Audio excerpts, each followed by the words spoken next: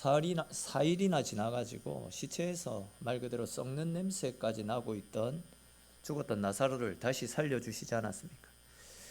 예수님을 통해서 진짜 상식적으로 일어날 수 없는 엄청난 기적이 일어났습니다. 죽었다가 다시 살아난 나사로, 또 그의 누이 마르다와 마리아는 지금 그 능력을 경험했기 때문에 엄청난 감격 가운데 빠져 있습니다. 진짜 말 그대로 살아 역사하시는 하나님의 임재, 지금도 우리를 위해서 쉬지 않고 일하고 계시는 하나님의 은혜를 직접 체험했기 때문에 말 그대로 지금 이들은 천국의 기쁨 가운데 빠져 있는 중입니다. 또한 그 일을 목격했던 수많은 사람들 역시도 죽은 자를 살려내신 예수님을 보면서 하나님께 큰 영광을 돌리고 천국의 큰 은혜를 간접적으로 체험하고 있던 상황이었습니다. 근데 이제 이렇게 수많은 사람들이 죽었던 사람이 다시 살아나는 이런 엄청난 경험을 하며 예수님과 더불어 천국의 기쁨을 누리고 있는 가운데서도 천국의 기쁨을 누리지 못한 채 말 그대로 지옥과도 같은 큰 번뇌 가운데 빠져 있는 무리들도 나타나고 있습니다. 최근에 몇 번 말씀드렸던 것처럼 진짜 지옥은 진짜 예수님이 죽은 자를 살리시는 이런 기적과 같은 진짜 하나님의 임재가 여기저기에서 나타나는 가운데서 모든 사람들이 그 은혜를 누리고 있는데도 나는 홀로 그 은혜를 누리지 못한 채 하나님이 일하고 계시는 엄청난 장면을 옆에서 목격하는 것.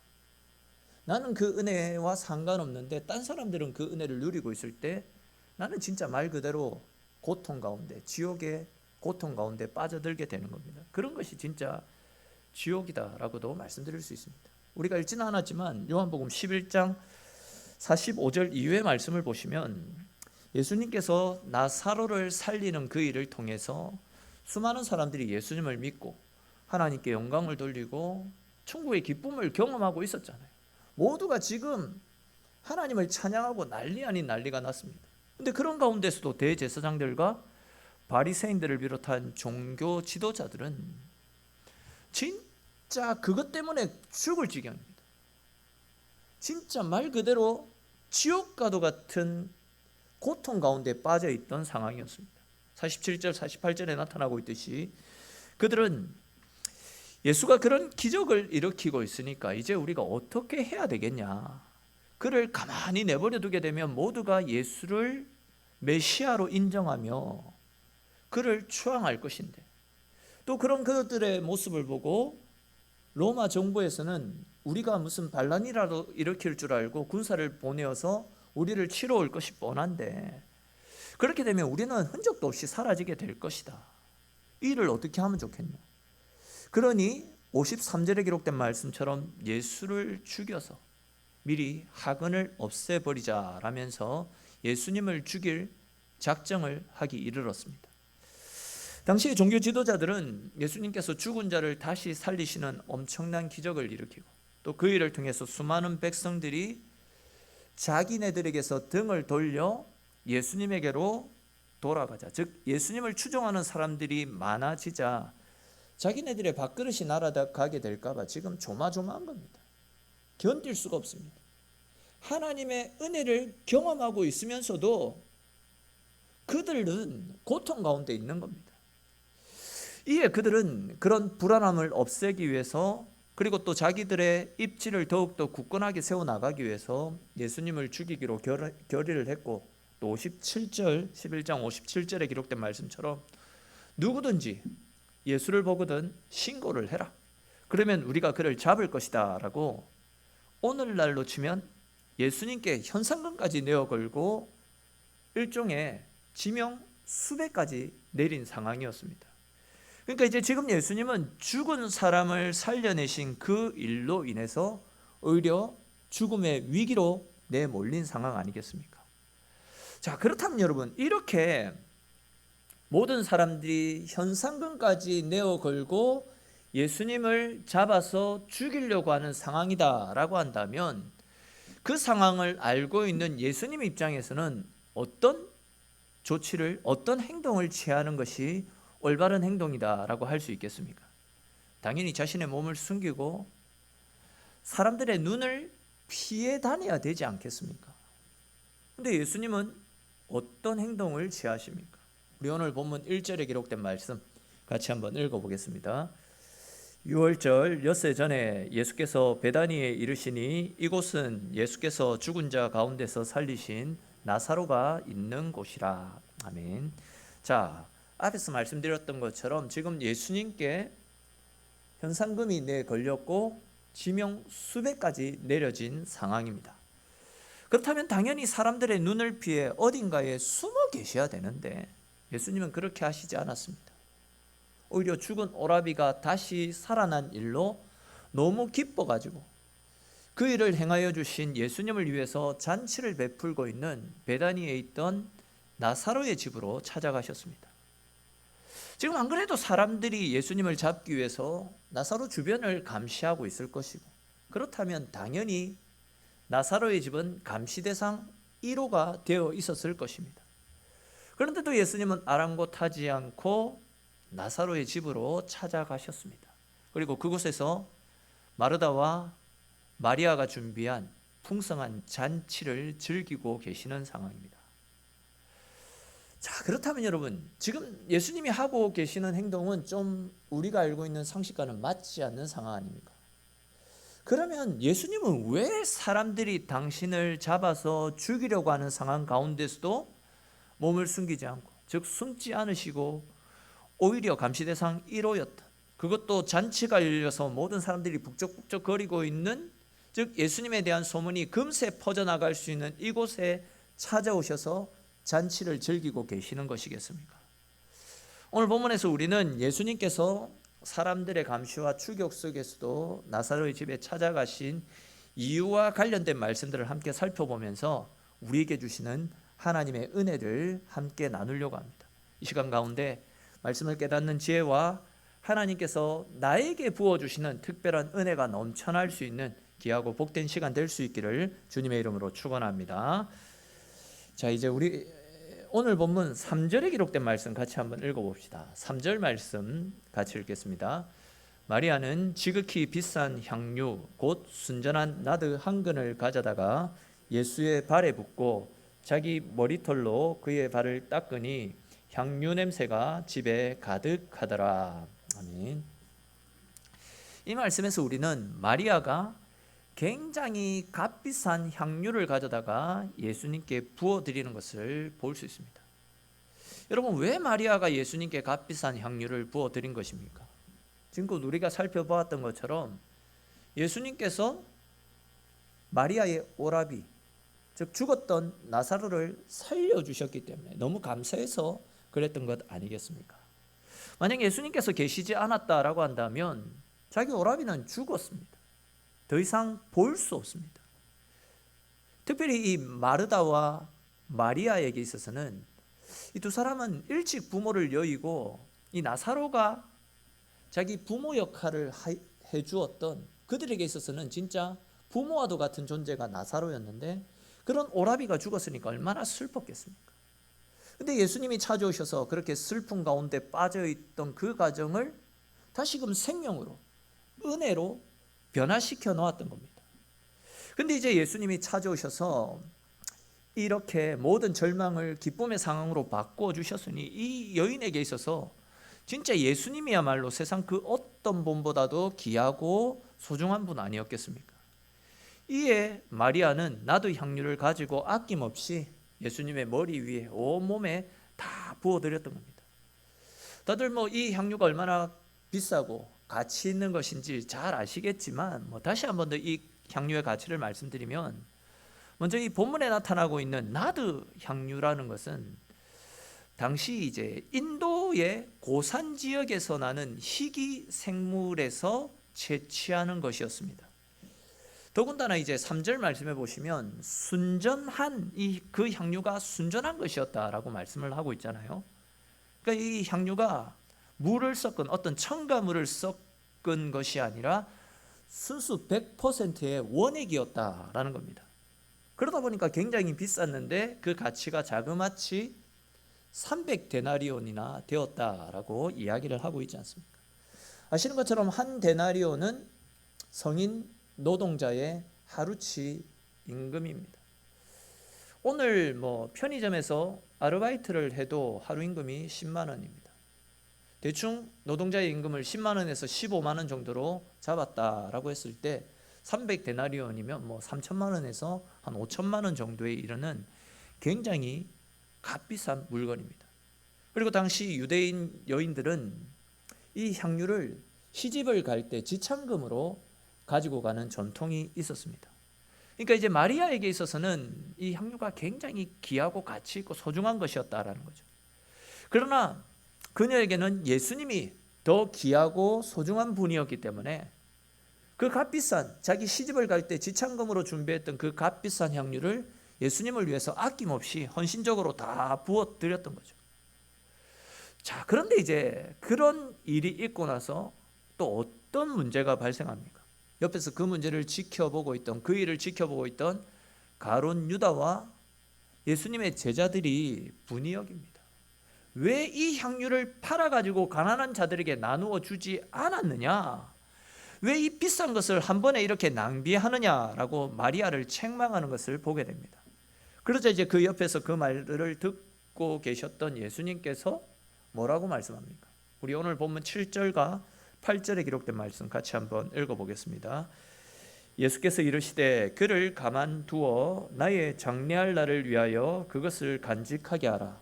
가난한 자들은 항상 너희와 함께 있거니와 나는 항상 있지 아니하리라 하시니라. 아멘. 자, 무슨 말씀입니까?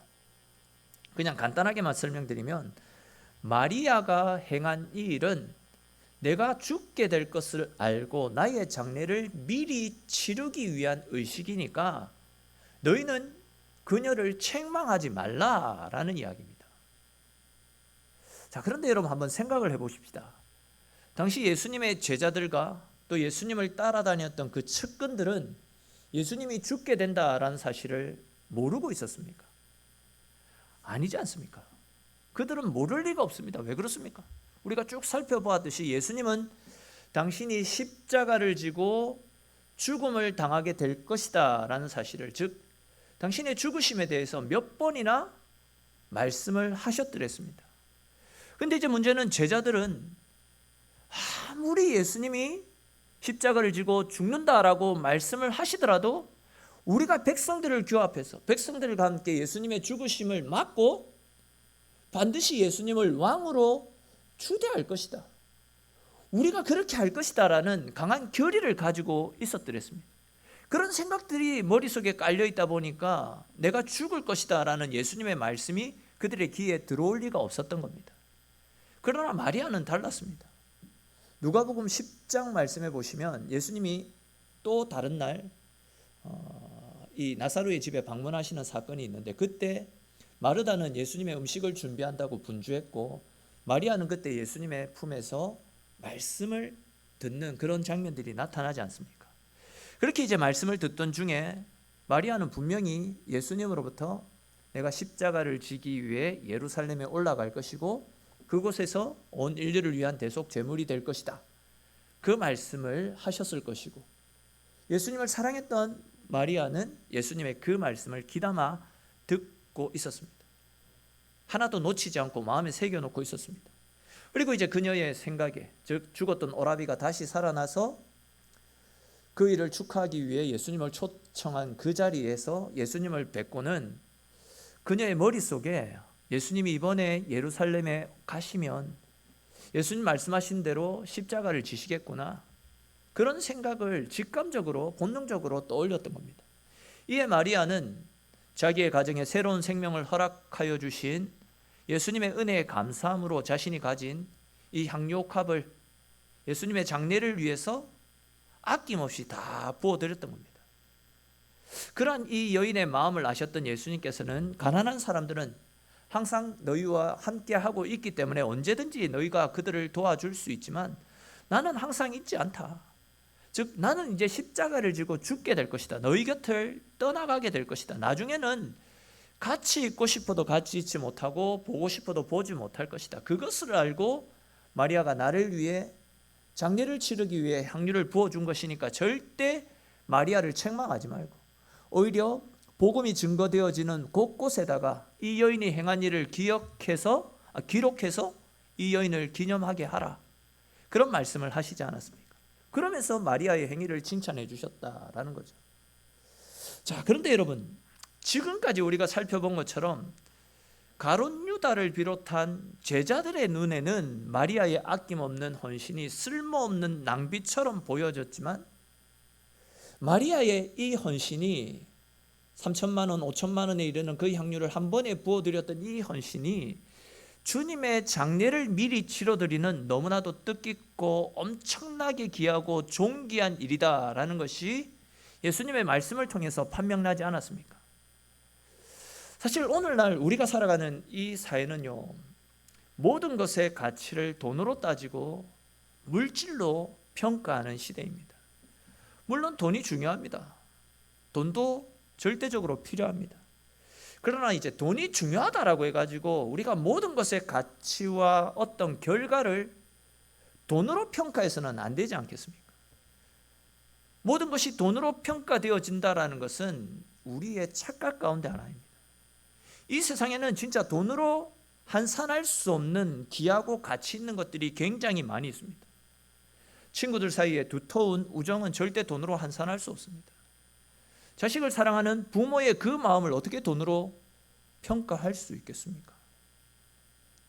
저 신혼부부가 된 지 한 3개월 정도 지난 우리 민호 형제하고 세원자매, 민호 형제, 세원자매 사랑하는 그 마음 돈으로 얼마를 매길 수 있을 것 같아요?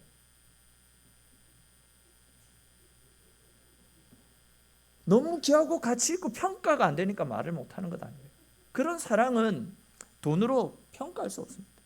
그와 더불어서 우리에게 베풀어 주신 구원의 은혜도 절대 돈으로 환산할 수 없고, 그 은혜와 사랑이 감사해서 교회와 주님을 위해서 아낌없이 헌신하고 봉사하는 우리의 헌신, 우리의 섬김과 수고 역시도 절대 돈으로 그 가치를 환산할 수 없는 것 아니겠습니까? 근데 안타깝게도 많은 사람들이 주님을 위한 우리의 헌신과 섬김을 쓸모없는 낭비, 쓸데없는 짓이다라고 조롱하고 비웃는 상황입니다. 얼마 전에 유튜브에서 제가 설교를 듣다가, 아시겠지만 이제 유튜브를 보다 보면 그 알고리즘이 있지 않습니까? 제가 설교를 듣다 보니까 옆에 또 다른 설교 내용이 쭉 올라와 있더라고요. 근데 이제 그 목록 중에 제가 아는 사람의 설교도 있더라고요. 그래서 제가 들어가 봤는데 그 친구가 저랑 초등학교 그리고 중학교 때 동창이었거든요. 이름만 보고서 긴가민가해서 들어가 보니까 그 친구가 맞더라고요. 굉장히 공부를 잘해가지고 과학고등학교에 갔던 친구인데, 제가 학교 다닐 때는 특목고가 그 과학고밖에 없었던 걸로 기억합니다. 굉장히 엘리트 중에서도 최고 엘리트들만 그 과학고에 갔었거든요. 그렇게 이제 중학교를 졸업하고 30년 넘어서 유튜브를 통해서 그 친구를 처음 보게 된 겁니다. 그래서 이제 인터넷을 검색해가지고 그 친구가 사역하고 있는 교회에 전화를 걸었더니, 그 요즘 개인정보보호법 때문에 전화번호를 가르쳐 주지 않고 대신에 이제 제 전화번호를 남기면 연락을 할 수 있도록 그렇게 해주겠다라고 해가지고 번호를 남기니까 이제 그 친구에게서 전화가 왔습니다. 그 친구도 제가 목사가 되어 있는 것이 의외였겠지만, 저 역시도 그 친구가 목사가 되어 있는 것이 의외였기에 서로 이제 어떻게 목회를 하게 되었냐라고 물어보았고, 처음에 이제 그 친구 이야기를 하면 그 친구가 이제 목회를 하겠다라고 했을 때에 소위 말해서 최고 학벌 아닙니까? 과학고등학교 나왔죠, 서울대 나왔죠, 그리고 과학기술원인지 제가 정확하게 기억이 안 나는데 그곳에서 일을 하고 있었던 친구였습니다. 소위 말해서 진짜 엘리트 코스를 밟고 있는 친구였는데, 그 친구가 목회를 하겠다라고 모든 것을 다 내려놓고 선언을 했을 때에 믿지 않는 부모님들, 또 그 친구 주변에 그 친구를 잘 알고 있는 주변 사람들이 모두 미쳤다고 말렸습니다. 부모님은 진짜 호적까지 파겠다라는 그런 말씀까지 하시면서 목회를 극구 말렸다라고 합니다. 근데 이제 그 친구가 했던 말이 진짜 사도 바울이 했던 그 말을 똑같이 하는 것 같더라고요. 즉 구원의 은혜가 얼마나 귀하고 가치 있다라는 것을 내가 알고 나니까 돈이나 세상 성공 진짜 아무것도 아닌 것처럼 느껴지더라라는 이야기를 합니다. 그렇죠, 여러분. 내가 받은 구원의 은혜가 얼마나 귀하고 가치 있는 것인 줄 알게 된다면 우리 역시도 바울처럼 내가 좋게 여기는 것들을 배설물로 여기고 온전히 하나님만을 위한 헌신된 삶을 살아갈 수 있게 되는 겁니다. 그런데 많은 사람들이 이러한 주님의 은혜를 모르기 때문에, 내가 받은 구원의 은혜가 얼마나 가치 있고 소중한 것인지를 모르기 때문에 우리의 헌신과 우리의 섬김을 조롱하고 비웃는 것이고, 그들 역시도 그런 길을 거부하며 살아가는 것 아니겠습니까? 다시 말해서 왜 그 많은 돈을 교회에 갖다 바치냐? 왜 바쁜 시간에 교회에 가가지고 시간을 낭비하느냐? 그 돈, 그 시간을 다른 곳에 쓴다면 너는 더 성장할 것이고 더 많은 돈을 모으고 노년은 더 행복하게 살 수 있을 것이다. 니 지금 미친 짓 하는 거다. 우리를 부추깁니다. 우리를 조롱합니다. 가룟 유다와 제자들은요, 모든 것을 돈으로 판단했기 때문에, 돈이 최고의 가치다라고 생각했기 때문에 마리아를 책망했지만, 예수님께서는 당신의 죽음을 미리 준비하는 마리아의 그 헌신된 마음, 무엇이 가치 있고 소중한 것인지를 알았기 때문에 그 소중한 것을 위해서 자신의 삶을 바쳤던 그 여인의 믿음을 칭찬하셨던 겁니다.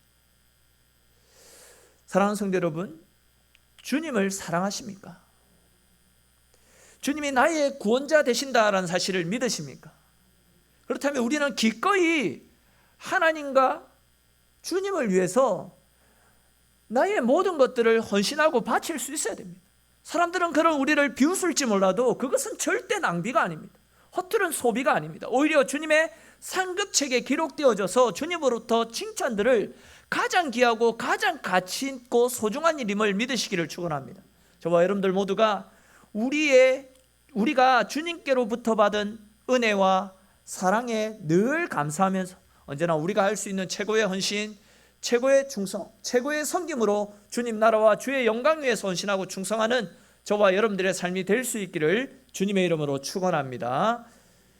자, 이제 또 이어지는 9절 이후의 말씀에도 보시면 제가 서론에서 제기했던 바로 그 문제, 즉 왜 예수님께서 사람들의 감시와 추격 속에서도 나사로의 집에 찾아가셨는지 그 문제에 대한 보다 정확한 답을 제시해 주고 있는데요, 우리 9절에 기록된 말씀 같이 한번 읽어봅시다. 9절 말씀 같이 읽겠습니다. 유대인의 큰 무리가 예수께서 여기 계신 줄을 알고 오니 이는 예수만 보기 위함이 아니요 죽은 자 가운데서 살리신 나사로도 보려 함이러라. 아멘. 자, 무슨 말씀입니까? 사람들이 예수님께로 몰려드는데 그것은 예수님만 보기 위해서가 아니라 예수님께서 다시 살리신 나사로도 보고 싶어서 찾아온 것이다 라고 말씀하고 있습니다. 즉 나사로가 죽었다가 살아났다라고 하던데 그 말이 진짜인지 아닌지 우리가 직접 한번 확인해 보자. 죽었다 살아난 나사로를 눈으로 목격하고 싶은 마음에 나사로에게 몰려왔다라는 거죠. 그러니까 지금 나사로는 예수님이 죽은 사람까지도 살려내시는 능력의 하나님이심을 증명할 수 있는, 예수님의 능력을 드러낼 수 있는 산 증인과도 같은 사람, 그 사람이 바로 나사로였다라는 거죠. 사람들이 나사로를 보게 되면 어떻겠습니까? 더 많은 사람들이 예수님을 믿지 않겠습니까? 나사로가 입만 뻗건 열어도 모든 사람들이 열광을 하며 예수님께 몰려올 겁니다. 내가 죽었었는데, 사람들 말로 내 몸에서 시체 썩는 냄새가 났는데 예수님이 찾아오셔서 나를 치료해 주시니까 내가 다시 살아났다. 여기 봐라, 살이 썩어가지고 고름이 나던 그 살에서 이제는 온전해지고 말끔해지고 깨끗해졌다. 예수님이 나를 살리셨다. 나사로가 그런 말들을 하면 얼마나 많은 사람들이 하나님을 믿게 되겠습니까? 얼마나 많은 사람들이 주님 앞으로 몰려오게 되겠습니까? 그렇게 되면 당시 종교 지도자들은 불안해질 수밖에 없는 겁니다. 우리 10절에 기록된 말씀 한번 볼까요? 10절 말씀 같이 한번 읽겠습니다. 대제사장들이 나사로까지 죽이려고 모의하니. 아멘. 나사로가 살아있게 되면 그것은 예수님의 능력을 증거하는 표가 되기 때문에 이제는 사람들이 나사로까지 죽이려고 덤벼드는 것을 보게 됩니다. 원래 이 종교 지도자들은 예수님을 죽일 작정을 하고 있지 않았습니까?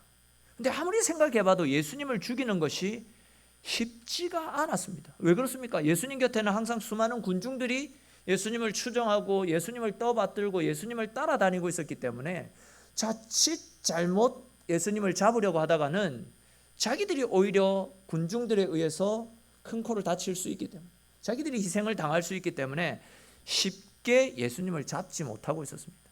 눈치만 살피고 있는 그런 상황이었습니다. 그러다 보니까 그들은 이 소문이 더 퍼져가기 전에, 곧 있으면 6월절인데 6월절 그 많은 사람들이 예루살렘으로 몰려올 건데, 그때 나사로가 그 말을 증거하게 되면 이제 모든 사람들이 예수를 믿게 될 건데 6월절이 오기 전에 나사로를 죽이자, 그런 마음을 먹었던 거죠. 그렇게 이제 나사로를 죽이고 나서 예수님이 죽었던 나사로를 다시 살렸다라는 건 말도 안 되는 소리 하지 마라. 그거는 예수를 추종하는 사람들이 예수를 떠받들기 위해서, 예수를 신격화시키기 위해서 거짓말로 퍼뜨린 거짓 소문이다. 이렇게 이제 거짓 소문을 퍼뜨려 가지고 그것을 핑계로 예수님을 잡을 구실을 만들려고 했던 겁니다. 이 상황이 이해가 되시죠? 근데 여러분, 이 나사로의 입장에서는 사실 억울하지 않겠습니까? 자기가 이제 죽었다가 다시 살아났는데 자기 때문에 사람들이 예수님을 더 많이 믿게 된다라는 이유로 또 죽을 위기에 처했으니까 나사로의 입장에서는 굉장히 억울할 수도 있을 것입니다. 이런 나사로의 마음을 아셨던 예수님께서 이런 나사로를 위해서 선택하신 방법이 있었습니다. 그것은 바로 나사로를 살리기 위해서 당신이 대신 죽는 길이었습니다. 예수님이 살아계시면 나사로가 표적이 되어서 죽음을 맞게 되니까 예수님께서 선택하신 방법은 나사로를 살리기 위해서 내가 죽는다. 예수님이 죽으면 뭐 나사로나 상관없는 사람이 되니까, 거짓말로 몰아붙이면 되니까, 예수님만 죽으면 모든 것이 끝나버리니까 예수님은 나사로를 살리기 위해서 당신이 죽는 방법을 선택하셨다는 겁니다. 사실 이거는 우리 입장에서 생각해 보면 이해가 되지 않는 말씀입니다. 나사로는 이미 죽었던 몸 아닙니까? 그런 사람이 다시 죽는 것이 낫지. 즉 덤으로 살아났으니까 네 죽어라. 어차피 다시 살아난 것이니까 죽어도 니는 아까울 것이 없지 않느냐? 그냥 죽어라. 그게 낫지. 나사로가 뭐라고 나사로 때문에 예수님이 죽어야 하느냐? 하나님의 아들이 왜 죽어야 되느냐? 이런 생각이 드는 것이 사실입니다. 근데 이제 중요한 것은 이것이 바로 예수님이 이 땅에 오신 이유라는 것이죠.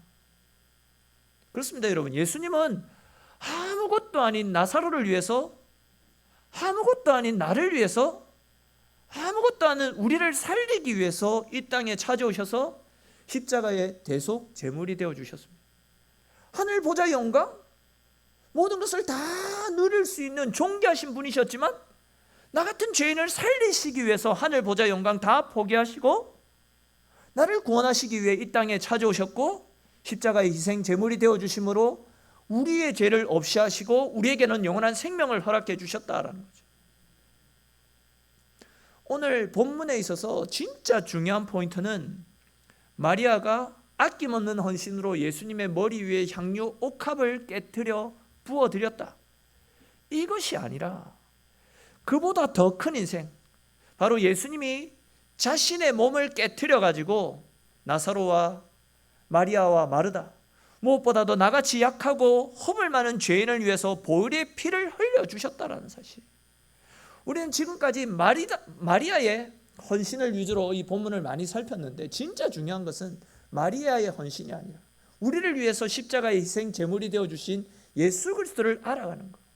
이것이 요한이 우리에게 전달하고자 하는 메시지였다라는 거죠. 다시 말해서 예수님의 피로 인해서 우리는 새로운 생명을 얻었고, 이제는 예수님의 그 피로 인해서 우리 속에도 예수 그리스도의 향기가 배어나게 되었습니다. 그렇기 때문에 이제 우리는요, 우리를 위해서 죽어주신 예수 그리스도의 향기를 세상 가운데 드러내는 이 시대의 증인으로서의 삶을 살아가야 된다라는 거죠. 우리 이와 관련해서 고린도후서 5장 15절에 기록된 말씀 앞에 화면 보면서 같이 한번 읽어보도록 하겠습니다. 고린도후서 5장 15절 말씀입니다. 그가 모든 사람을 대신하여 죽으심은 살아있는 자들로 하여금 다시는 그들 자신을 위하여 살지 않고 오직 그들을 대신하여 죽었다가 다시 살아나신 이를 위하여 살게 하려 함이라. 아멘. 자, 무슨 이야기입니까? 예수님께서 당신의 몸, 즉 당신의 옥합을 깨트려서 살과 피를 쏟아내심으로 우리를 살려주신 것은 앞으로 우리의 남은 여생을 우리를 위해서 죽어주신 예수 그리스도를 위해 살게 하시기 위해서, 그 일을 위해서 우리를 위해서 죽어주셨다라는 이야기입니다. 다시 말해서 지금까지는 우리가 우리 자신을 위해서, 즉 내가 추구했던 돈과 명예, 힘과 권력을 지기 위해서 성공을 위한 삶을 살았지만 주의 은혜로 구원받은 성도라면 이제는 우리를 위해서 살아갈 것이 아니라 예수님을 위한 삶을 살아가라, 그 말씀을 지금 하고 있는 것 아닙니까? 즉 주님의 손과 발이 되어서 주님이 원하시는 곳에서 주님께서 기뻐하시는 세상과 구별된 삶을 살아가라 라는 말씀입니다. 그런데 여러분, 우리는 이러한 예수님의 가르침 앞에서 우리 자신을 철저하게 한번 비추어 보았으면 좋겠습니다. 나는 지금 어떤 삶을 살고 있습니까? 즉 우리들의 삶이 나를 위해서 죽어주신 예수 그리스도를 위한 삶을 살아가고 있습니까? 우리의 입술을 사람을 살리고 생명을 구원하는 일들, 즉 주님의 증인되어서 주의 복음을 선포하는 일들에 사용하고 있습니까? 우리의 시간을 하나님의 뜻대로 사용하고 있습니까? 우리의 돈을 우리 인생의 주인 되시는 주님의 영광을 위한 일에 사용하고 있습니까? 내가 사는 것이 오직 예수 그리스도, 나를 위해서 죽어주신 예수 그리스도를 위한 삶을 살아가고 있습니다. 나를 통해서 살아 역사하시는 예수 그리스도가 나의 삶을 통해서 온전히 나타나는 정말 주님이 기뻐하시는 삶을 살고 있습니까? 이러한 삶을 살아가는 것이 십자가의 은혜를 받은 사람들이 평생을 추구하며 살아가야 될 마땅한 성도의 본분임을 믿으시기를 바랍니다. 사랑하는 성도 여러분, 나는 지금 누구를 위해서, 무엇을 위해 살고 있습니까? 나는 지금 무엇을 위해서 나의 시간, 나의 물질, 나의 헌신, 나의 힘과 에너지를 쏟아붓고 있습니까?